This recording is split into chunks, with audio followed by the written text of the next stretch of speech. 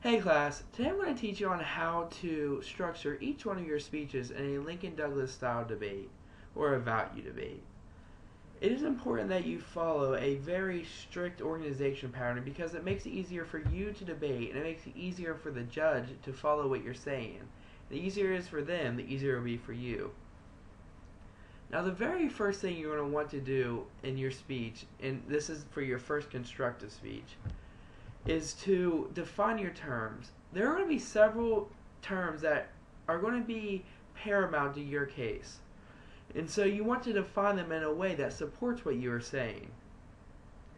So it's important that you go and you look at several different definitions. You can go to Merriam-Webster, or you can go to Black's Law Dictionary, or you can go to several other. But make sure you go to a reliable, credible source. And find a definition that fits what you are arguing. The second thing, and this is probably the most important and the cornerstone of your debate, is pick a value. The value is what you're arguing. You're arguing that your value is better than their value. So your value has to be one that has enough support. So let's say that the resolution is that the TSA should implement stronger airport security.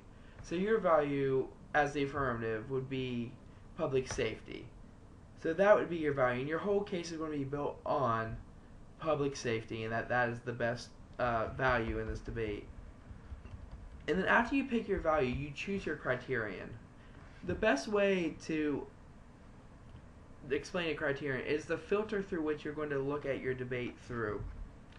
Your criterion is where all of your evidence lies, and your reasoning behind that value being the best value. So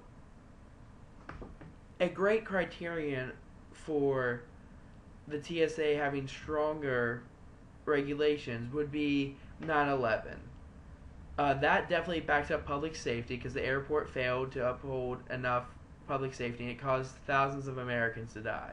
So that would be a great criterion for backing of your value. So criterion really back your value, and then you're going to spend the rest of your time, 8 minutes, writing your criterion and speaking on your criterion.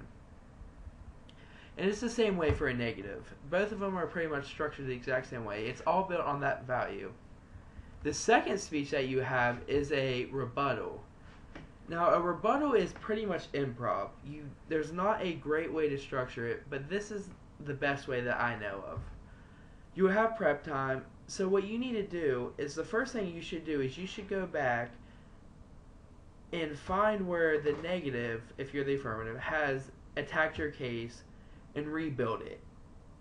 And then after you do that, attack their case. And same for the negative. Find where they've torn down your case, rebuild it, and then attack their case. And then the last and final thing, which will actually come after the constructive speeches, is cross-examination.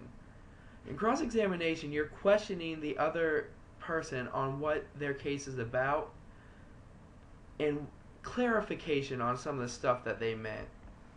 So this is a great way to start building an argument and start really forcing them to back up what they said. Those are the basic structures of the 3 speeches that you will have in a debate. If you have any questions, talk to me. I'd love to help you guys write these. All right.